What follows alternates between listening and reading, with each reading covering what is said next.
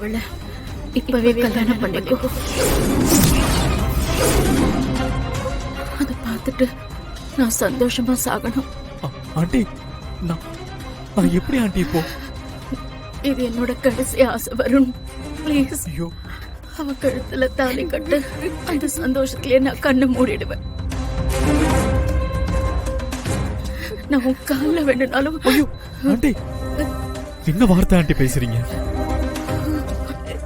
யாராவது தண்ணி கொண்டுவாங்க. அண்ணே நில்லுங்க. பண்றதெல்லாம் பண்ணிட்டு அப்படியே ஒண்ணும் தெரியாத மாதிரி நடிக்கிறீங்களா? உங்களை நம்பி வந்த பாவத்துக்கு எங்க வீட்டு பொண்ணோட வாழ்க்கை இப்படி பண்ணிட்டீங்களே. நீங்க நல்லா இருப்பீங்களா? தண்ணி குடிங்க. அத்தை, இப்ப சந்தோஷமா? ஆசை ஆசையா ஃபங்க்ஷனுக்கு வந்தவங்கள இப்படி ஆக்கிட்டீங்களே, இப்ப உங்களுக்கு நிம்மதியா? மன்மதி, என்ன பேசுறீங்க? இதுல சித்தி மேல என்ன தப்பு இருக்கு? கண்டிப்பா வருண் வந்துருவோம், கொஞ்சம் பொறுமையா இருக்கு.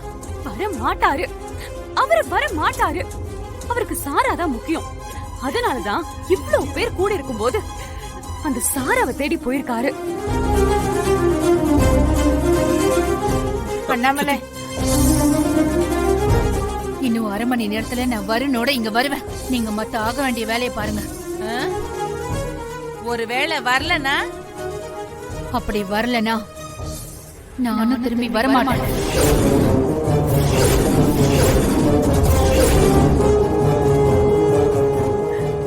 அண்ணாமலை, என்ன வார்த்தை பேசுற அண்ணாமலை? நான் சொன்னதுதான். வந்தா வருணோட வருவேன், இல்லனா நிரந்தரமா நான் வரமாட்டேன்னு நினைச்சுக்கோங்க.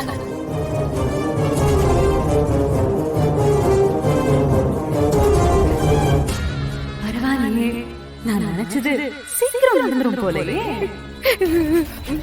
ப்ளீஸ் வருண், நான் உனக்காக தான் வருண் எல்லாத்தையுமே பண்ணேன்.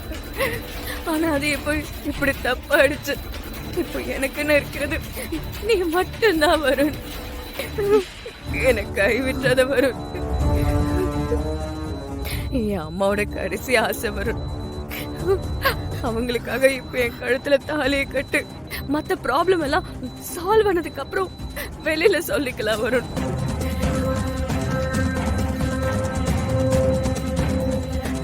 யோசிக்காத வரும்.